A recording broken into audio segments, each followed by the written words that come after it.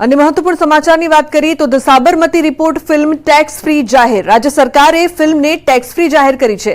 રાજ્યના ગૃહમંત્રી હર્ષ સંઘવીનું નિવેદન, સત્ય આજે નહીં તો કાલે બહાર આવશે। વિપક્ષ દ્વારા બહુ જ ખોટું બોલવામાં આવ્યું છે, ત્યારે સીએમ ભૂપેન્દ્ર પટેલે ટ્વીટ કરીને કહ્યું છે કે સત્યને સામે રાખવાનો ઉત્કૃષ્ટ પ્રયાસ છે।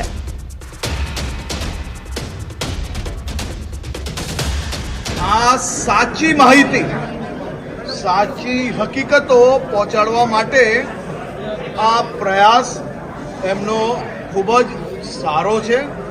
દેશભરમાં the Sabarmati reports A Housefull જઈ રહી છે અને ખાસ કરીને ગુજરાતના મુખ્યમંત્રી શ્રી ભૂપેન્દ્રભાઈ પટેલ અને અમદાવાદ શહેરના નાગરિકોએ સાથે મળીને આજે આ ફિલ્મ નિહાળી છે અને મુખ્યમંત્રી શ્રી ભૂપેન્દ્રભાઈ પટેલે આ ફિલ્મને ગુજરાતમાં ટેક્સ ફ્રી ઘોષિત કરી। તો સીબીએસઈ બોર્ડની પરીક્ષાની તારીખ જાહેર। ધોરણ 10 અને 12ની પરીક્ષાની તારીખ જાહેર કરવામાં આવી છે। 15 ફેબ્રુઆરીથી શરૂ થશે સીબીએસઈ બોર્ડની પરીક્ષા। 15 ફેબ્રુઆરીથી 18 માર્ચ સુધી ધોરણ 10ની પરીક્ષા। તો 15 ફેબ્રુઆરીથી 4 એપ્રિલ સુધી ધોરણ 12ની પરીક્ષા। 8000 શાળામાં 44 લાખ વિદ્યાર્થીઓ પરીક્ષા આપશે।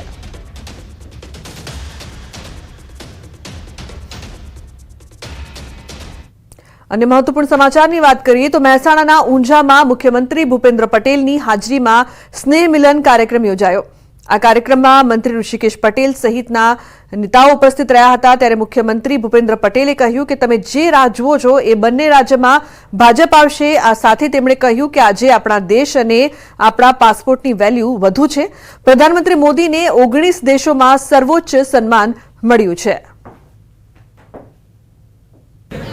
તમે જેની રાહ જોઈ રહ્યા છો ને એ બે રાજ્યોમાં ભારતીય જનતા પાર્ટી આવવાની છે, ચિંતા ના કરો તમે। માન્ય વડાપ્રધાન શ્રીને સર્વોચ્ચ સન્માન 19 દેશોમાં મળ્યું। 19 દેશોમાં, એમાં યુએસએ આવી જાય, રશિયા આવી જાય, યુએઈ આવી જાય, એટલે 19 દેશોએ માન્ય વડાપ્રધાન શ્રીનું સર્વોચ્ચ સન્માન કર્યું છે। અને જ્યારે આવું નેતૃત્વ આપણી પાસે હોય તો દેશ 10 વર્ષમાં આપણી આર્થિક સત્તા, મહાસત્તા 11મા સ્થાને હતી તો આપણે 5મા સ્થાન ઉપર આવ્યા છે। તો એએમસીની સામાન્ય સભામાં કાઉન્સિલરે હૈયાવરા ઠાલવી। કુબેરનગરના કાઉન્સિલર નિકુલસિંહ તોમરે અધિકારીઓને લીધા આડે હાથ। તેઓએ કહ્યું કે અધિકારીઓ કાઉન્સિલરોનું સાંભળતા નથી। 3 વર્ષથી પાણી અને ગટર મુદ્દે રજૂઆત કરી છે। તોમરે કહ્યું કે જો પાણી સમસ્યા હલ નહીં થાય તો અધિકારીઓને આગામી સમયમાં ઓફિસ નહીં બેસવા દઈએ। पिछले 3 साल से जब से मैं सदन में आया हूँ और मैं जीता हूँ, तब से मैं विस्तार में पानी की समस्या को लेकर रोज बारंबार आप लोगों को शिकायत करता हूँ।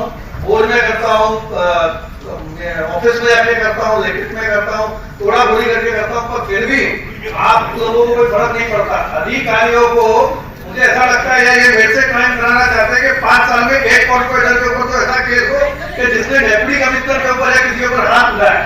इन लोगों ने हद मचा रखी है कि एक महीना पानी और गटर की समस्या देने के बावजूद भी इन लोगों से काम नहीं होता है। તો આણંદ જિલ્લાની તમામ પાલિકાની આગામી દિવસોમાં ચૂંટણી યોજાશે। ત્યારે ચૂંટણીને લઈને વહીવટી તંત્ર દ્વારા તડામાર તૈયારીઓ શરૂ કરી દેવામાં આવી છે। આંકલાવ, ઉમરેઠ, બોરિયાવી, વિદ્યાનગર અને કરમસદ સહિતની પાલિકાની ચૂંટણી યોજાશે, જેને લઈને રાજ્ય ચૂંટણી પંચે જિલ્લા ચૂંટણી અધિકારીઓને વોર્ડ બેઠક અને સીમાંકનની પ્રક્રિયા પર કાર્યવાહી કરવા સૂચિપત્ર મોકલી આપ્યું છે, જે આગામી તમામ 5 પાલિકાની યોજાનાર ચૂંટણીમાં રાજ્ય ચૂંટણી પંચના આદેશ મુજબ લાગુ કરવામાં આવશે। એટલે આંકલાવ નગરપાલિકામાં ચૂંટણી પંચ દ્વારા અનુસૂચિ 2 પ્રસિદ્ધ કરવામાં આવેલ છે અને એ અનુસાર આંકલાવ નગરપાલિકા માટે 6 વોર્ડ અને કુલ 24 બેઠકો નિર્ધારિત કરવામાં આવેલ છે। જે અનુસાર અનુસૂચિત જાતિની 1 બેઠક જે સ્ત્રી અનામત, અનુસૂચિત આદિજાતિની 0 બેઠક, પછાત વર્ગની 6 બેઠકો, એ પૈકી 3 બેઠકો સ્ત્રી અનામત અને કુલ 15 બેઠકો અનામત છે। આપણી જે આગામી નગરપાલિકાની ચૂંટણીઓ આવનાર છે તેમાં વોર્ડનું સીમાંકન તથા અનામત બેઠકોની ફાળવણી જાહેર કરવામાં આવી છે। રાજ્ય ચૂંટણી આયોગ દ્વારા તેનું વિગતો જાહેર કરી અને આપણે દરેકે દરેક કચેરી છે તેના નોટિસ બોર્ડ પર પણ એની જાહેરાત કરવામાં આવી છે. કયા કયા વોર્ડમાં ચૂંટણી, કયા વોર્ડમાં કેટલી જનસંખ્યા છે અને કઈ બેઠકો અનામત છે તે બાબતનો નિર્ણય લેવામાં આવેલો છે હાલ. તો રાજકોટમાં સિવિલ હોસ્પિટલની ઘોર બેદરકારી સામે આવી છે. વોર્ડના રસોડા પાસે રઝળતો જોવા મળ્યો દર્દી. વોર્ડ નંબર 2 માં દાખલ દર્દીના પગમાં ફ્રેક્ચર હતું. નિસહાય હાલતમાં દર્દી જોવા મળ્યો હતો. તો વોર્ડના રસોડામાં દર્દી અહીં જોવા મળી રહ્યો છે, જેને પગમાં ફ્રેક્ચર છે, છતાં હોસ્પિટલની ગંભીર બેદરકારી અહીં જોવા મળી રહી છે. તો સિવિલ હોસ્પિટલની ઘોર બેદરકારીના દ્રશ્યો અત્યારે આપ જોઈ રહ્યા છો. વોર્ડના રસોડા પાસે રઝળતો દર્દી જોવા મળ્યો, જેને કોઈ પણ પ્રકારની સમયસર સારવાર આપવામાં ન આવી. તો અહીં જોઈ શકાય છે કઈ રીતે સિવિલ હોસ્પિટલમાં એકવાર ફરી બેદરકારી સામે આવી રહી છે. રાજકોટના દ્રશ્યો છે. વોર્ડના રસોડા પાસે અહીં રઝળતો દર્દી જોવા મળી રહ્યો છે.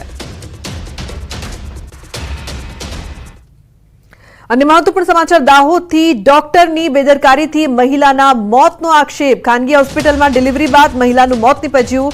દસલા ગામની મહિલાને ડિલિવરી માટે લવાઈ હતી. ડિલિવરી બાદ મહિલાને બ્લડની જરૂર હોવાનું કહીને પરિવારજનોને બહાર મોકલ્યા. મહિલાને મૃત હાલતમાં સરકારી હોસ્પિટલમાં ખસેડી દીધાનો આક્ષેપ થઈ રહ્યો છે. પરિવારજનોએ દાહોદ એ ડિવિઝન પોલીસ મથકે જાણ કરી છે.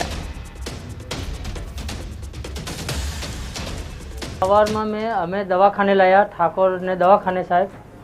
પછી એ ઓપરેશન કર્યું 5:30 વાગે. પછી સિરિયસ કરીને છોકરાનો જન્મ કર્યો. પછી અમને લોહી લેવા મોકલ્યા. પછી અમે લોહી લેવા ગયા તો એ લોકોએ જબરજસ્તી ગાડીમાં એમ્બ્યુલન્સ બોલાવી અને બેહાડીને અહીંયા સરકારી દવાખાનામાં ખસેડી આપ્યા. પછી અમે અહીંયા આવે તો આથી મૃત્યુ પામેલું આવેલું. એમ ડૉક્ટરે એવું કીધું લોહી લાવવું પડશે. તો મારી ભાભીના ભાઈ લોહી લેવા માટે ગયા. તો પછી લોહી હું લઈને આવીએ એમ કીધા. તો આ ડૉક્ટર ઠાકોર સાહેબ એવું કહે છે ક્યારે તમારું લોહી આવશે ને લોહી અમારું આવે અહીંયા રહેવા દો એમ કીધું. છતાં ઠાકોર સાહેબ નહીં માન્યા અને મારી ભાઈની વહુને અમે નહીં હતા તો એને પોતે ખાટલામાં સુવાડી અને બેને સુવાડીને મારી ભાઈની વહુને ગાડીમાં બેસાડી. મારા હાથમાં બાળક હતું. અમે કોઈ પકડનાર નહીં હતા અને મારી ભાભીને એને પોતે ગાડીમાં બેસાડી. ઠાકોર હોસ્પિટલમાં દાખલ કરવામાં આવી.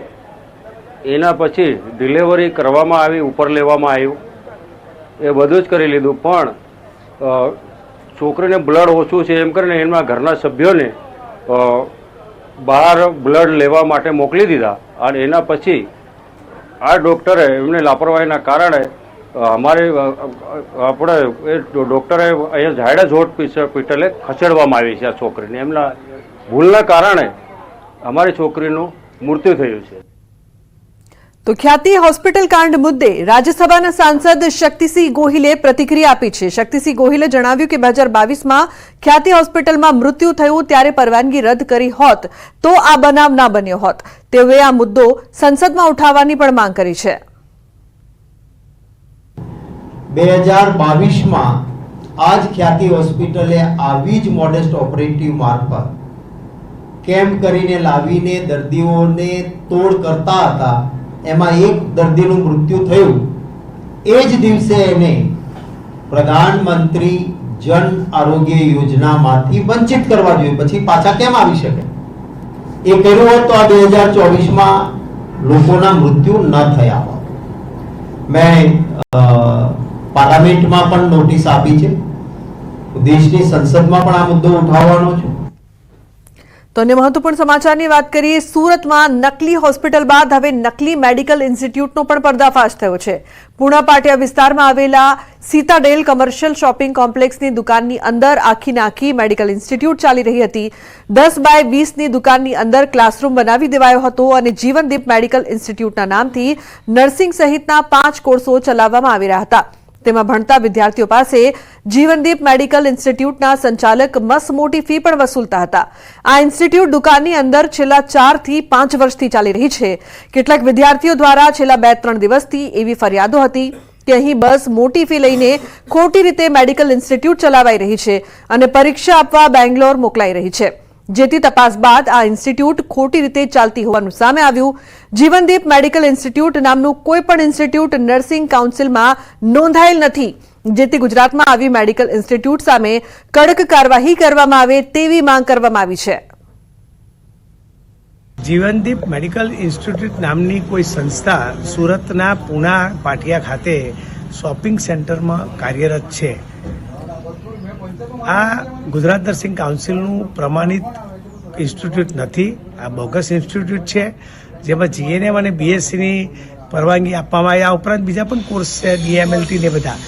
આ બોગસ ઇન્સ્ટિટ્યૂટ છે, કોઈ કાઉન્સિલ સાથે જોડાયેલી નથી. આ લોકો સંસ્થા ચલાવી રહ્યા હતા, તો અંદર અમે ગયા તો એમના ઓનર તો હતા નહીં, પણ એક મેડમ ઇન્ચાર્જ હતા. તો એમની સાથે અમે વાત કરી તો એમણે કીધું કે અહીંયા જે જીએનએમ, ડીએમએલટી, એક્સરે ટેકનિશિયન એવા 3-4-5 કોર્સ કરાવવામાં આવી રહ્યા છે.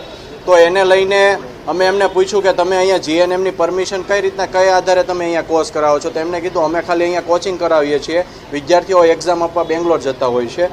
ત્યારબાદ એમના ઓનર સાથે કોલમાં વાત કરી તો એ સ્વીકારવા તૈયાર નહોતા. એ લોકો ખાલી એવું કહેતા હતા કે અમે ખાલી અહીંયા એડમિશન કરીએ છીએ. તો દમણમાં ફાયર બ્રિગેડની ગાડીને અકસ્માત નડ્યો. દમણથી દલવાણા જતા રસ્તા પર કામ ચાલતું હોવાના કારણે બંને સાઈડના વાહનોને એક જ તરફ ચલાવવામાં આવી રહ્યા છે. તે દરમિયાન ફાયર બ્રિગેડની ગાડી પસાર થઈ રહી હતી. આ વખતે જ એક ડમ્પર આવી જતા ડ્રાઈવરે સ્ટીયરિંગ પરથી કાબુ ગુમાવ્યો હતો અને ગાડી સીધી જ રોડની સાઈડમાં બનેલી ગટર લાઈન તોડી અને અંદર ખાબકી હતી. ઘટના બાદ આસપાસના વિસ્તારમાં દોડધામ મચી હતી. ઘટનામાં ગાડીના ચાલકનો ચમત્કારિક બચાવ થયો હતો. તો સાબરકાંઠાના ગાંભોઈ પોલીસ સ્ટેશનની હદમાં 2 અકસ્માતની ઘટના બની છે. ગાંભોઈથી રણાસણ હાઈવે પર બાઇક ચાલકે રાહદારીને ટક્કર મારી. ગાંભોઈના રામપુરા નજીક બાઇકની ટક્કરથી રાહદારી ચૌહાણ દિલીપસિંહ ધૂળસિંહ નામના યુવાનનું ઘટના સ્થળે મોત નીપજ્યું. અન્ય બાઇક ચાલકને ઇજાઓ થતા સિવિલ હોસ્પિટલ ખસેડાયો છે. બીજી અકસ્માતની ઘટનામાં ઇકો ચાલકે વાવડી ગામના રાહદારીને ટક્કર મારતા ઘટના સ્થળે મોત નીપજ્યું.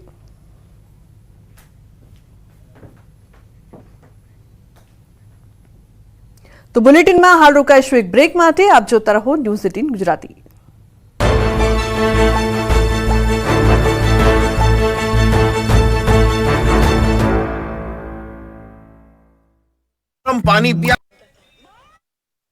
સુરત શહેરમાં મનપા દ્વારા કરાયું મેગા ડિમોલેશન. લીંબાદ ઝોન દ્વારા મારુતિનગર મદીના મસ્જિદ સુધીના દબાણો દૂર કરાયા. દુકાનોની બહારના ચણતર પણ હટાવાયા. ચુસ્ત પોલીસ બંદોબસ્તની સાથે કરાઈ કામગીરી.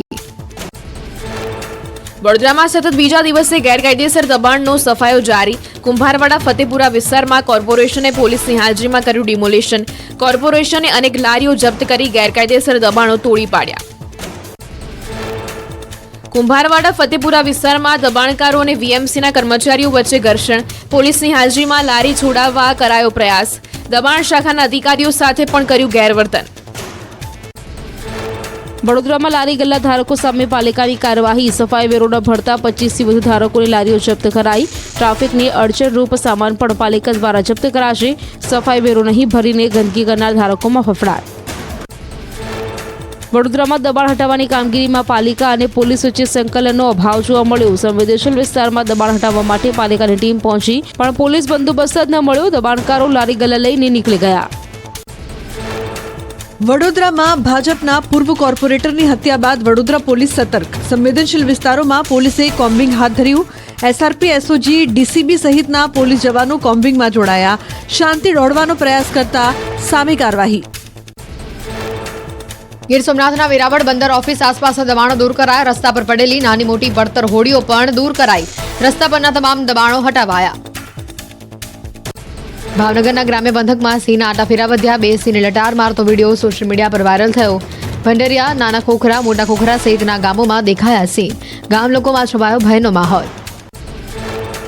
નવસારીમાં તસ્કરોનો તરખાટ. બિલીમોરા ગોહરબાગ વિસ્તારમાં દેરાસરમાં થઈ ચોરી. દેરાસરમાંથી કિંમતી મૂર્તિઓ, સોના ચાંદી સહિત રોકડની ચોરી કરી શખ્સો ફરાર. સીસીટીવીના આધારે પોલીસે ચોરને પકડવા તજવીજ હાથ ધરી. ભરૂચના અંકલેશ્વર નજીક નેશનલ હાઈવે 48 પર રસ્તા પર કેમિકલ ઢોળાયું. ચાલુ ટ્રકમાંથી કેમિકલ ભરેલ બેરલ રોડ પર પડ્યા. કેમિકલ ઢોળાતા હાઈવે પર ટ્રાફિક જામના દ્રશ્યો સર્જાયા. ગીર સોમનાથમાં ટેકાના ભાવે મગફળી, સોયાબીન, મગ અને અડદની ખરીદીમાં ખાલી બારદાનની તંગી. ખાલી બારદાન ન હોવાથી ઉના ખરીદ વેચાણ સંઘ દ્વારા મગફળીની ખરીદી બંધ કરવાની ફરજ પડી. ભારતીય કિસાન સંઘે ઉના પ્રાંત કચેરી આપ્યું આવેદનપત્ર. ઉના પ્રાંત કચેરીએ ખાલી બારદાન પૂરા પાડવા માંગ કરી. 4 દિવસમાં પૂરતા પ્રમાણમાં ખાલી બારદાન પૂરા પાડી ખરીદી કરવા માંગ, નહીં તો ગાંધી ચિંધ્યા માર્ગે ઉપવાસ આંદોલન કરવાની ચીમકી ઉચ્ચારી. રાજકોટ જિલ્લાના જસદણમાં ટેકાના ભાવે મગફળીની ખરીદી શરૂ કરવા માંગ. કેબિનેટ મંત્રી કુંવરજી બાવળેના જ વિસ્તારમાં મગફળીની ટેકાના ભાવે નથી થતી ખરીદી. જસદણ તાલુકા સેવા સદન ખાતે કોંગ્રેસ આગેવાનોએ ધરણા પ્રદર્શન કર્યું. અમરેલીના બાબરા માર્કેટિંગ યાર્ડમાં મગફળી વેચવા ખેડૂતોનો ધસારો. મગફળીના મણ દીઠ 1350 રૂપિયા ભાવ મળતા ખેડૂતોમાં ખુશીનો માહોલ. મોડી રાતથી ખેડૂતો મગફળીનું વેચાણ કરવા લાંબી કતારોમાં જોડાયા. તમિલનાડુના નાગપટ્ટનમમાં મેઘાની તોતિંગ બેટિંગ. કડાકા ભડાકા સાથે વરસાદ વરસતા રસ્તા પર પાણી વહેતા થયા. શિયાળાની શરૂઆતમાં ધોધમાર વરસાદની એન્ટ્રી થતા અષાઢી માહોલ જામ્યો. તમિલનાડુના થિરુવરુરમાં પણ મેઘરાજાની એન્ટ્રી. વરસાદ વરસતા રસ્તા પર પાણી વહેતા થયા. વાતાવરણ ખુશનુમા બન્યું. જમ્મુ કાશ્મીરમાં પાનખર ઋતુનું આગમન. કુદરતી જાણે પીળી ચાદર ઓઢી હોય તેવા દ્રશ્યો સર્જાયા. પાનખરમાં કાશ્મીરની સુંદરતા નિખરી ઉઠી. મોટી સંખ્યામાં પ્રવાસીઓ પ્રાકૃતિક સૌંદર્ય માણવા ઉમટ્યા.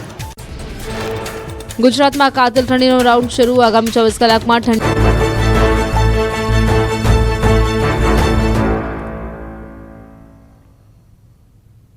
Welcome back. સમાચારમાં આગળ વાત સુરતની. સુરત જિલ્લામાં ખૂંખાર દીપડાનો કહેર જોવા મળી રહ્યો છે. બારડોલીના મઢી ગામે દીપડો દેખાયો. મઢી વાસ્કુઈ રોડ પર દીપડો દેખાયો હતો. રાત્રિ સમય દરમિયાન વોલ ઉપર લટાર મારતા દીપડાનો વિડીયો વાયરલ થયો છે. રસ્તા ઉપરથી પસાર થતા વાહન ચાલકે દીપડાનો વિડીયો કેમેરામાં કેદ કર્યો છે. દીપડો દેખાતા ગ્રામજનોમાં ફફડાટ. સમગ્ર ઘટનાની જાણ વન વિભાગને કરવામાં આવી. તો દીપડાનો વિડીયો હાલ વાયરલ થઈ રહ્યો છે. બારડોલી પંથકમાં ખૂંખાર દીપડાના આંટાફેરા જોવા મળતા લોકોમાં ભયનો માહોલ જોવા મળી રહ્યો છે. પાકિસ્તાનની જેલમાં ભારતીય માછીમારનું મોત નીપજ્યું છે. કોડીનારના 38 વર્ષીય માછીમારનું મોત થયું છે. 23 નવેમ્બરે મૃતકનો મૃતદેહ વતન આવશે. તો ફિશરીઝ વિભાગ દ્વારા તેમના પરિવારને મૃતદેહ સોંપાશે. કોડીનારના નાનાવાડા ગામના હરિભાઈ સોચા નામના માછીમારનું મોત નીપજ્યું. જોકે માછીમારના મોતનું કારણ અકબંધ છે. જૂનાગઢમાં સફાઈ કર્મચારીનું કારસ્તાન સામે આવ્યું છે. કેદીઓને બીડી તમાકુનો જથ્થો પહોંચાડતો હતો. જિલ્લા જેલમાં સફાઈ કર્મચારીનું કારસ્તાન જોવા મળ્યું. કચરાની વાનમાં છુપાવતો હતો તમાકુનો જથ્થો. જિલ્લા જેલના સ્ટાફ દ્વારા ચેકિંગ કરાતા બીડી, તમાકુ તેમજ ચૂનાની પડીકી પણ મળી આવી. કચરાના વાનના ચાલક મહેશ વાઘેલા તેમજ કેદી અશોક વિરુદ્ધ ગુનો દાખલ કરાયો છે. તો રાજ્યમાં ખાતરની અછત મુદ્દે કોંગ્રેસના પૂર્વ ધારાસભ્યએ તંત્ર પર સવાલ ઉઠાવ્યા છે. લલિત વસોયાએ કહ્યું કે જો સરકાર 1 અઠવાડિયા બાદ ખેડૂતોને ખાતર આપશે તો મોડું થઈ જશે, કારણ કે જો ખાતર મોડું મળશે તો રવિ પાકના વાવેતરમાં પણ વિલંબ થશે. રવિ પાક સિઝન માટે વાવેતરનો સમય 8 દિવસની અંદર પૂરો થઈ જશે. આ કૃષિ મંત્રી શ્રી પણ જાણે છે. ત્યારે ખેડૂતોએ રવિ પાકના વાવેતર માટે તાત્કાલિક ખાતરની જરૂરિયાત છે. રાજ્ય સરકારે ગમે ત્યાંથી ગુજરાતના ખેડૂતોને આ જથ્થો પૂરો પાડવા માટેના પ્રયત્ન કરવા જોઈએ. સાબરકાંઠા જિલ્લાના ખેડૂતો માટે ખુશીના સમાચાર. ધરોઈ ડાબા કાંઠાની કેનાલમાં સિંચાઈ માટે પ્રથમ પાણી છોડવામાં આવ્યું છે. રવિ સિઝનમાં ખેડૂતોની સિંચાઈ માટે 6 પાણ આપવાનું આયોજન કરવામાં આવ્યું છે. આ પાણીથી હિંમતનગર, ઈડર અને વડાલી તાલુકાના 93 ગામોમાં 4000 હેક્ટર જમીનમાં ખેતીની સિંચાઈનો લાભ મળી રહેશે. સાબરકાંઠા સિંચાઈ વિભાગ દ્વારા રવિ સિઝનમાં ખેતીમાં સિંચાઈ માટે સલાહકાર સમિતિની માંગણીને લઈને જળાશયોમાંથી સિંચાઈ માટે પાણી આપવાનું આયોજન કરવામાં આવ્યું. ત્યારે સાબરકાંઠામાં ધરોઈ જળાશયમાં ડાબા કાંઠાની કેનાલમાં 6 પાણી આપવાના આયોજન પૈકી પ્રથમ પાણીમાં 50 ક્યુસેક છોડવામાં આવ્યું છે. ક્રમશઃ 350 ક્યુસેક સુધી પાણી છોડાશે. વડાલીના 13, હિંમતનગરના 15, ઈડરના 65 ગામોમાં 4000 હેક્ટર વિસ્તારમાં ખેતીને સિંચાઈનો લાભ મળશે.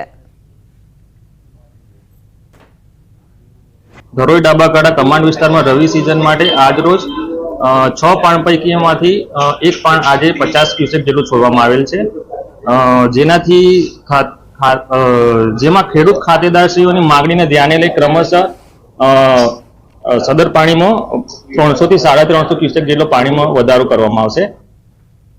મહત્વપૂર્ણ સમાચાર વડોદરાથી. વડોદરામાં બબાલ હત્યા બાદ સીપીની કાર્યવાહી. કારેલીબાગ પોલીસ સ્ટેશનના સ્ટાફની બદલી કરાઈ. 2 પીઆઈ સહિત 17ની સામૂહિક બદલી કરવામાં આવી છે. નાગરવાડા જૂથ અથડામણ અને યુવાનની હત્યા બાદ સીપીની કાર્યવાહી. હવે ચર્ચા એ વાતની થઈ રહી છે કે 60ના સ્ટાફમાંથી માત્ર 17ની જ બદલી કેમ કરવામાં આવી? દાખલો બેસે તેવી કાર્યવાહી ન કરાતા અનેક સવાલો ઉઠી રહ્યા છે. બદલી કરી એમાં પણ વાલા દ્વાલાની નીતિ અપનાવી હોવાની પોલીસ બેડામાં ચર્ચા થઈ રહી છે. તો વડોદરામાં ભાજપ નેતાના પુત્રની હત્યાના મામલે હત્યારા બાબરને સાથે રાખીને રીકન્સ્ટ્રક્શન કરાયું છે. એસએસજી હોસ્પિટલમાં ઘટનાનું રીકન્સ્ટ્રક્શન કરવામાં આવ્યું છે. બાબર પઠાણે પોલીસ સમક્ષ સમગ્ર ઘટનાક્રમ વર્ણવ્યો હતો. રીકન્સ્ટ્રક્શન દરમિયાન બાબરના નિવેદનની વિડીયોગ્રાફી કરાઈ. હત્યાને નજરે જોનાર 2 સાક્ષીઓને પણ પોલીસે સાથે રાખ્યા. તો પોલીસે એસએસજીના કેન્ટીન સંચાલક સહિત 2 સાક્ષીઓના નિવેદન લીધા.